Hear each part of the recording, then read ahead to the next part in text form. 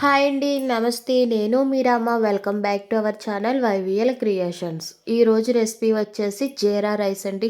ఎప్పుడన్నా నోటికి రుచిగా తినాలనిపించినా లేదా అన్నం మిగిలిపోయినా ఇలా చేసి తినండి. చాలా బాగుంటుంది. అంతేకాకుండా ఈ జీరా రైస్ని రెస్టారెంట్ స్టైల్లో చూపిస్తున్నానండి. మరి ఈ జీరా రైస్ని ఎలా చేసుకోవాలో చూసేద్దామా? ముందుగా స్టవ్ ఆన్ చేసుకొని ఒక పాన్ పెట్టుకోండి.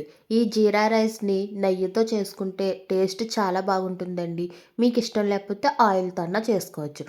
పాన్ వేడెక్కిన తర్వాత 4 స్పూన్ల నెయ్యినైతే వేసుకున్నానండి. అలానే ఇందులోకి ఒక బిర్యానీ ఆకు, 2 దాచిన చెక్క, 2 యాలకులు, 2 లవంగాలు వేసుకుని ఒక్కసారి ఫ్రై చేసుకోవాలి.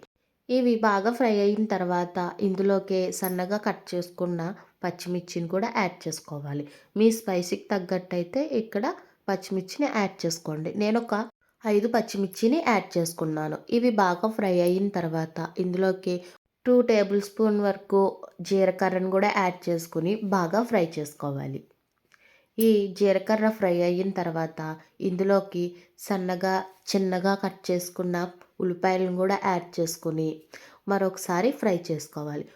చూడండి, ఆనియన్స్ కొంచెం ఫ్రై అయ్యి కలర్ చేంజ్ అయినాయి కదండి. ఇప్పుడు ఇందులోకి ఈ మిర్చికి ఆనియన్కి సరిపడా సాల్ట్ని అయితే యాడ్ చేసుకొని ఒక్కసారి ఫ్రై చేసుకోవాలి.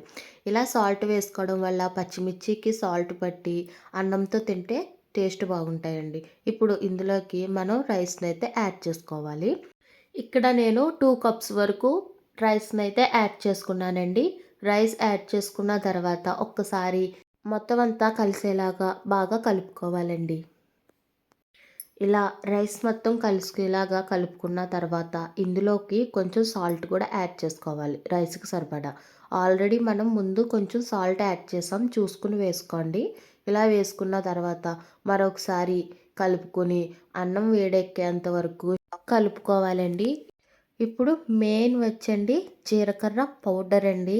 మనం జీరా రైస్లో జీలకర్ర వేసి చేసేస్తాం. అలా కాకుండా ఇలా జీలకర్రని ఫ్రై చేసుకుని పౌడర్ పట్టి లాస్ట్లో ఒక హాఫ్ టీ స్పూన్ పైనుంచి వేసుకుని కలుపుకుంటే టేస్ట్ చాలా బాగుంటుందండి. రెస్టారెంట్లో అయితే ఇలానే చేస్తారు. నేను ఇక్కడ రెస్టారెంట్ స్టైల్లో అయితే చూపిస్తున్నాను కాబట్టి జీరా పౌడర్ కూడా యాడ్ చేశాను. ఇలా యాడ్ చేసి మీరు ట్రై చేయండి, చాలా బాగుందంటారు. మొత్తం అంతా కలిసేలాగా కలిపేసుకుని స్టవ్ కట్టేసుకుంటే మన జీరా రైస్ అయితే రెడీ అయిపోయిందండి. అంతేనండి, ఈ జీరా రైస్ను వేడివేడిగా తింటే చాలా బాగుంటుంది. మరి ఈ రెసిపీ మీకు నచ్చిందా? నచ్చితే ఒక లైక్ కొట్టి మీ ఫ్రెండ్స్కి రిలేటివ్స్కి షేర్ చేయండి.